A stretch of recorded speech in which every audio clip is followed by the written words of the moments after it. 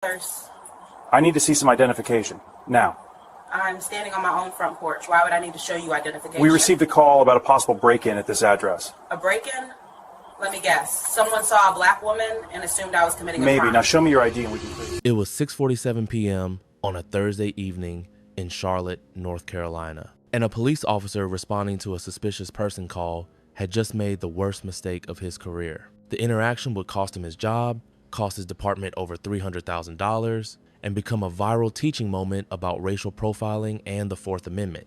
The body camera footage would be played in courtrooms, police academies, and civil rights seminars across the country. What Officer Ethan Caldwell didn't know when he pulled up to that house on Elmwood Avenue was that the woman standing on the porch wasn't just any resident. She was the Honorable Simone Garrett, a 41-year-old circuit court judge who presided over criminal cases, including police misconduct cases. She had sentenced officers for excessive force, she had thrown out evidence from illegal searches, she had lectured prosecutors about respecting constitutional rights, and she had been stopped, questioned, and harassed by police in her own neighborhood so many times over the past 5 years that she knew her rights better than most lawyers. Not because she'd studied them in law school, though she had, but because she'd had to assert them over and over and over again just to exist in her own life. Before we continue with this story, where are you watching from?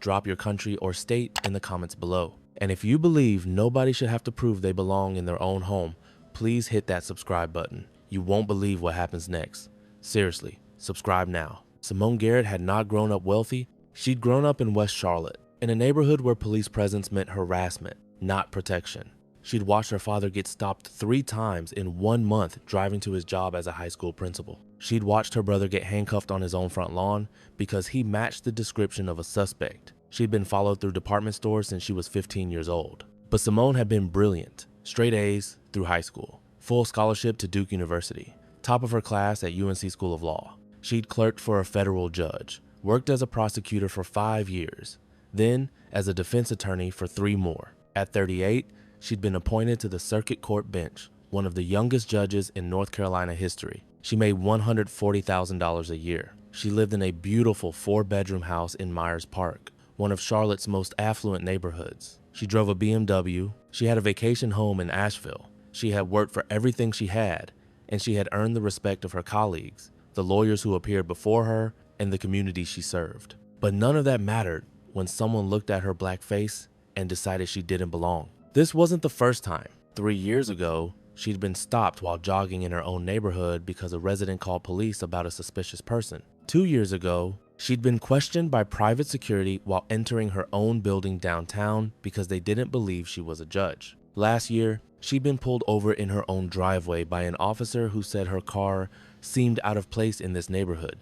Each time, she'd filed complaints. Each time, nothing had happened. Officers got talked to by their supervisors, maybe had to attend an implicit bias training session, then went right back to doing the same thing.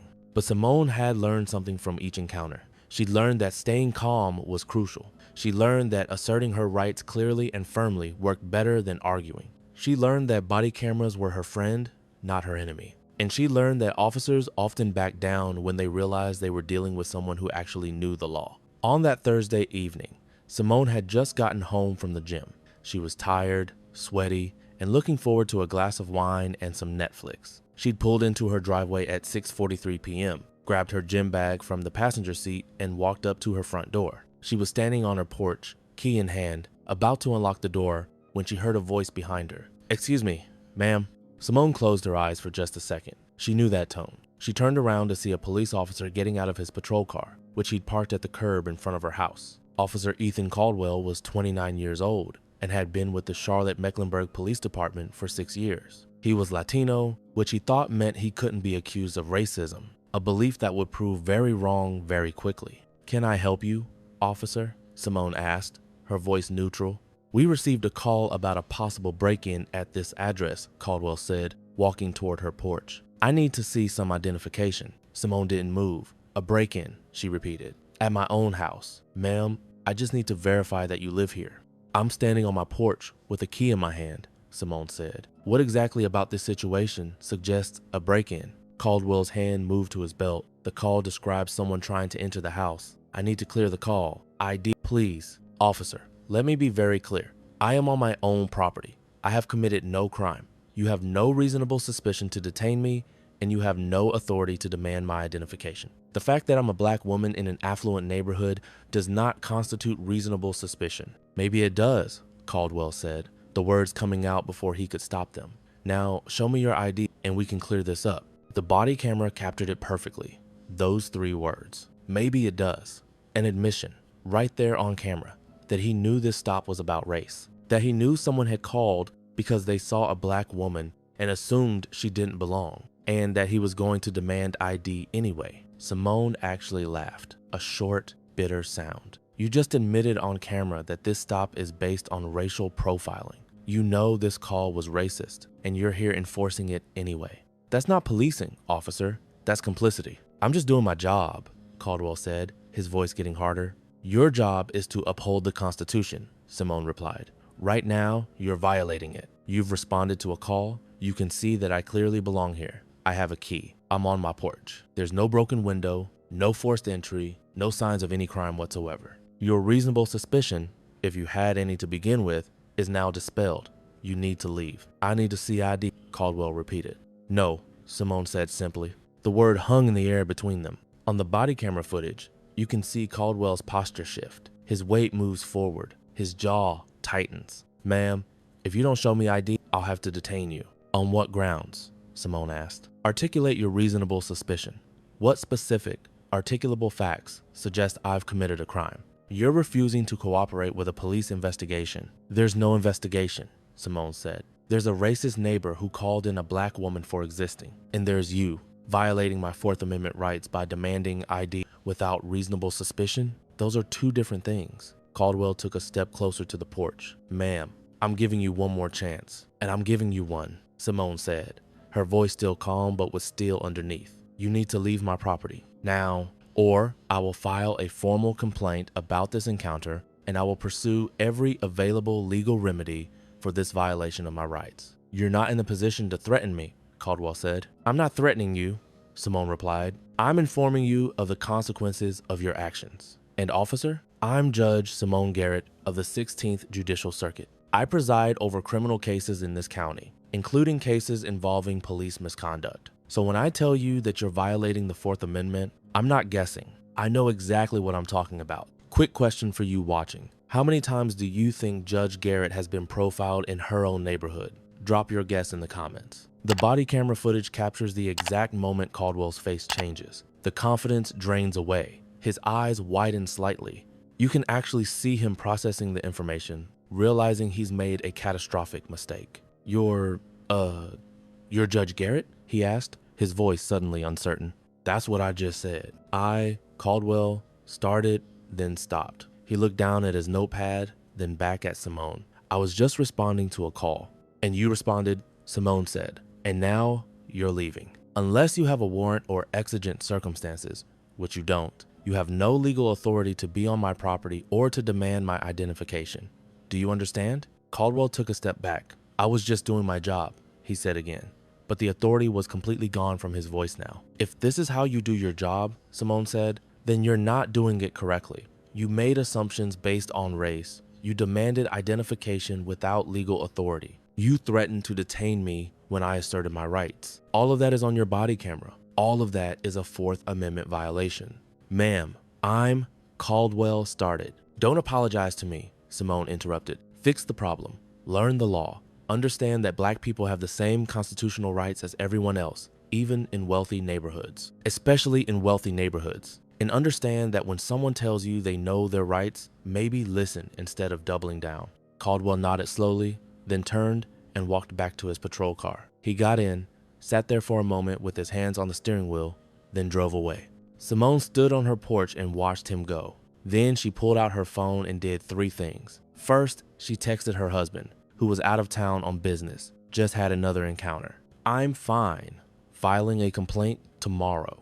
Second, she called her neighbor, an elderly white woman named Margaret, who had lived next door for 30 years. Margaret, I need to know, did you see anyone call the police on me today? Margaret's voice came through clearly. Oh, honey, yes. It was that new couple 2 houses down. I saw them watching you from their window, then the husband got on his phone. I was about to come over and tell them you live there, but the police showed up so fast. Thanks for telling me, Simone said. I appreciate you. Third, she called the CMPD's non-emergency line and requested a formal complaint form and all body camera footage from the interaction. The dispatcher's voice was professional and distant. Can I have the officer's name and badge number? Officer Caldwell, badge number 5847, Simone said. She'd made sure to see it when he was standing on her lawn. And your name? Judge Simone Garrett, Simone said. And she heard the tiny pause on the other end of the line before the dispatcher's voice came back, slightly higher pitched. Yes,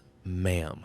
I'll have those materials ready for you tomorrow. Simone went inside her house, finally unlocking the door she'd been trying to open 20 minutes earlier. She poured herself that glass of wine, she sat down at her kitchen table, and she started writing. The document she produced was not a simple complaint form. It was a detailed legal analysis of every constitutional violation that had occurred during the encounter. She included the specific language from Terry v. Ohio about reasonable suspicion. She cited cases about racial profiling. She referenced the CMPD's own policies about when officers can demand identification. She also did something else. She requested her neighbor's Ring doorbell footage. The couple who had called the police had a Ring doorbell that captured their front yard and part of Simone's driveway. Under North Carolina's recording laws, she was entitled to any footage that showed her. When she received the footage 2 days later, it was damning. It showed her pulling into her own driveway, getting out of her own car with her gym bag, walking up to her own front door. It showed the neighbor,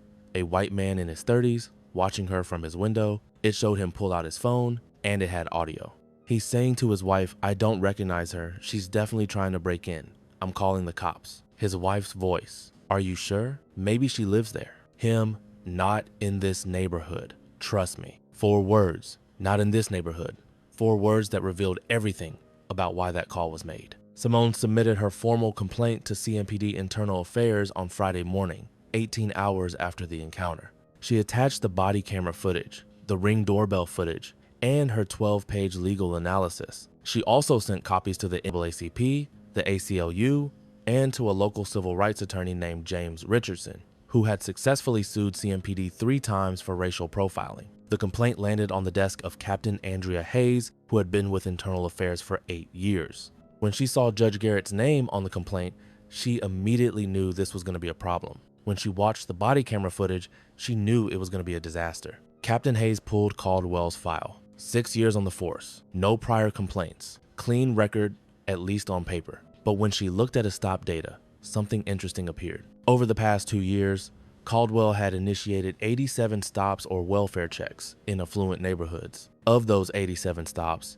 71 involved people of color. That was an 82% rate in neighborhoods where the minority population was less than 15%. The pattern was undeniable once someone actually looked at it. Hayes called Caldwell into her office on Monday morning, 4 days after the encounter. She didn't waste time with pleasantries. Officer Caldwell, she said, tell me about the incident on Elmwood Avenue on Thursday evening. Caldwell shifted in his chair. I responded to a call about a possible break-in. When I arrived, there was a woman on the porch. I asked for identification to verify she lived there. And did she show you identification? No, she refused. Why do you think she refused? She said, I was violating her rights, Caldwell said. She claimed I didn't have reasonable suspicion. Did you have reasonable suspicion? The pause was too long. I was responding to a call, Caldwell finally said. That's not the same thing, Hayes replied. The call gave you reason to investigate. But when you arrived and saw someone with a key on their own porch, with no signs of forced entry or criminal activity, did you have specific, articulable facts suggesting a crime? She wouldn't show me ID, Caldwell said. That's suspicious. Or, Hayes said, she was asserting her Fourth Amendment rights, which she's allowed to do. In fact, which a circuit court judge is very qualified to do. I didn't know she was a judge, Caldwell protested. That's not the point, Hayes said sharply. She shouldn't have to be a judge to have her rights respected. But let me ask you this. Do you think you would have demanded ID from a white woman standing on that same porch with a key in her hand? Caldwell's face flushed. Yes, I would have. Would you? Hayes opened a folder on her desk. Because I've been looking at your stop data. Over the past 2 years, you've initiated 87 stops in affluent neighborhoods. 82% of those stops involved people of color in neighborhoods that are 85% white. Can you explain that pattern? silence. And here's what makes this case particularly damning. Hayes continued. On your body camera, when Judge Garrett told you that being a black woman in an affluent neighborhood doesn't constitute reasonable suspicion, you said, and I quote, "Maybe it does." You admitted on camera that you knew this stop was racially motivated. You acknowledged the bias and proceeded anyway. Do you understand how that's going to look in a courtroom? Caldwell's face went pale. I didn't mean it like that. Then how did you mean it? Hayes asked. Because there's no interpretation of maybe it does that doesn't sound like you're saying race was your reasonable suspicion. You gave them a confession, officer, on camera, in your own words. Officer Caldwell, let me be very clear about something. Judge Garrett's complaint is detailed, legally sound, and backed by video evidence showing that you violated her Fourth Amendment rights, including your own admission that race was a factor. She has the knowledge, the resources, and frankly, the motivation to pursue this to the fullest extent. This department will be sued. We will probably lose or settle for a significant amount, and your career is very likely over. But more than that, Hayes continued, leaning forward, you've been stopping people of color at a rate that suggests racial profiling. You responded to a racist call from a racist neighbor by demanding ID from a black woman who was clearly doing nothing wrong, and when she asserted her rights, you threatened to detain her. That's not policing. That's harassment with a badge. The interview lasted 52 minutes. By the end, Caldwell had no answers that didn't reveal either incompetence or bias. Hayes suspended him pending the investigation's conclusion. But Judge Garrett wasn't waiting for the department's investigation. She retained James Richardson, the civil rights attorney, and filed a federal lawsuit 3 weeks after the incident. The lawsuit was 38 pages long and alleged violations of the Fourth Amendment, violations of the 14th Amendment's Equal Protection Clause, and a pattern and practice of racial profiling by CMPD. She wasn't just suing Caldwell. She was suing the department for failing to track and address obvious patterns in officer behavior. The lawsuit included the Ring doorbell footage with the neighbor's "not in this neighborhood" comment. It included Caldwell's stop data showing the 82% rate. It included body camera footage from the encounter with Caldwell's "maybe it does" statement highlighted and transcribed. That 3-word admission became the centerpiece of the complaint, proof that the officer knew the stop was racially motivated and proceeded anyway. It was devastating. CMPD's attorneys reviewed the complaint and the evidence and gave the police chief the same advice county attorneys always give in cases like this. Settle fast, because if this goes to trial, a jury is going to hear a police officer admit on camera that being black in an affluent neighborhood maybe does constitute reasonable suspicion. That's the kind of statement that loses cases and costs millions. The negotiations took 8 weeks. The final settlement was $325,000 to Judge Garrett, plus comprehensive reforms, mandatory implicit bias training, a public database tracking stops by race, an early warning system for officers with racial disparities, quarterly audits, revised policies on suspicious person calls, and a civilian review board. The settlement also included a personal payment by Caldwell of $25,000, and it required that CMPD use Judge Garrett's body camera footage as training material for all officers. Officer Ethan Caldwell resigned before the settlement was finalized. He couldn't work in law enforcement in North Carolina again. His resignation was marked as not eligible for rehire. But the story didn't end there. Judge Garrett took the settlement money and donated $250,000 of it to establish a legal defense fund for black residents who couldn't afford attorneys when their rights were violated. She kept the rest for her daughter's college fund and took her family on a long overdue vacation.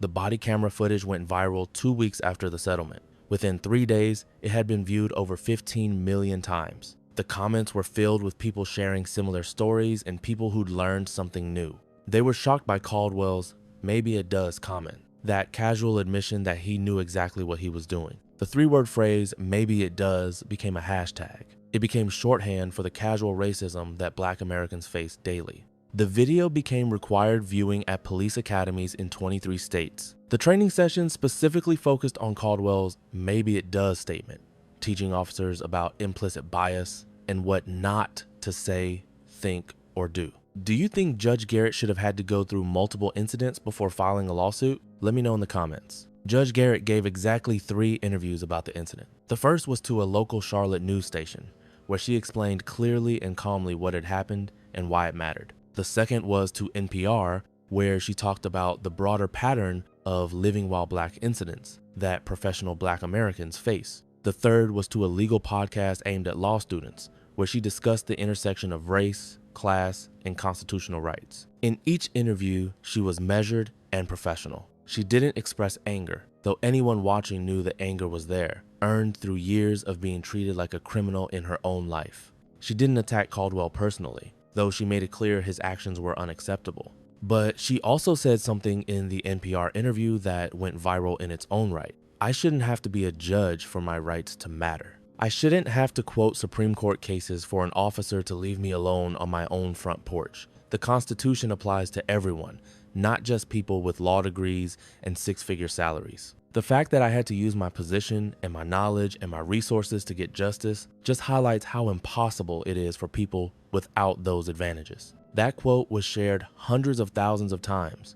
It was printed on protest signs. It was cited in academic papers about racial profiling. It became a rallying cry for criminal justice reform advocates. The neighbors who had called the police moved out 6 months after the incident. They never apologized. Margaret, the neighbor who had witnessed it all, became one of Judge Garrett's closest friends and organized a neighborhood meeting about racial profiling. The CMPD implemented all the reforms required by the settlement. The public database of stop data became a powerful accountability tool. The early warning system flagged 14 officers in the first year who showed patterns similar to Caldwell's. All 14 were required to undergo additional training. The Civilian Review Board heard 127 complaints in its first year and found merit in 43 of them. Judge Garrett continued her work on the bench with the same fairness and rigor she'd always shown. Officers who appeared in her courtroom knew who she was, knew what had happened to her, and knew that she had zero tolerance for constitutional violations. 3 years after the incident, Judge Garrett was invited to speak at a national conference on racial justice and policing. She stood on stage in front of 2,000 people and told her story. And then she said something that brought the room to its feet. Every Black person in America has a story like mine. Every single one. We've been followed in stores, stopped in cars, questioned in our neighborhoods, treated like criminals until we prove otherwise. The difference is, I had the knowledge, the resources, and the position to fight back. Most people don't. The Constitution protects everyone, not just people like me who can afford to sue. We need to build systems that protect everyone, especially the people who can't protect themselves. The standing ovation lasted 4 minutes. Back in Charlotte, the changes continued. Suspicious person calls to affluent neighborhoods dropped by 40% in the 2 years after the settlement. The Ring doorbell footage of the neighbor saying "not in this neighborhood" became part of CMPD's training on implicit bias. Officer Caldwell never worked in law enforcement again. He moved to another state and took a job in private security. He tells people he was forced out for political reasons. He doesn't acknowledge that he violated someone's constitutional rights. Some felt the consequences were too harsh. A career ended. $325,000 paid out, all for 11 minutes. But others understood it wasn't about 11 minutes. It was about 87 stops with an 82% bias rate. It was about a system that had let that pattern continue for years without intervention. The legal defense fund Judge Garrett established has helped 47 people in 3 years. People who were stopped without cause, searched without consent, or arrested without probable cause. People who deserve justice just as much as anyone else. Each case sent a message. Your rights matter, even if you're not a judge. Even if you can't quote Supreme Court cases. Your rights matter because you're a human being protected by the Constitution. That Thursday evening at 6:47 p.m., Officer Caldwell thought he was responding to a routine call. He thought his badge gave him authority to demand explanations from anyone he chose. He was wrong. What happened instead was a lesson in constitutional rights, racial profiling, and the power of knowledge. A lesson that cost him his career and created lasting change in how an entire city's police force operated. Judge Simone Garrett didn't set out to become the face of a police reform movement. She just wanted to go inside her house after a workout. But when someone with a badge decided she needed to prove she belonged there, she made a choice. She could have shown her ID. It would have been easier, faster, but she knew from experience that showing ID wasn't the end. It was accepting that Black people have to prove themselves in ways white people never do. So she said no. She asserted her rights. She stood her ground. And she made sure that her encounter mattered, not just for her, but for the 47 people her legal defense fund helped, for the hundreds of officers who watched her body camera footage and training, for the millions of people who watched it online and learned what reasonable suspicion actually means. One woman, one porch, 11 minutes. and a police department that had to fundamentally change how it operated. That's the power of knowing your rights. That's the importance of refusing to accept injustice, even when it would be easier to go along. That's what happens when someone stands up not just for themselves, but for everyone who comes after them. If this story inspired you or taught you something valuable, please share it with someone who needs to see it. And don't forget to subscribe for more stories about people standing up for what's right. Your support means everything. Drop a comment and let us know what you took away from this. Thank you for watching until the end.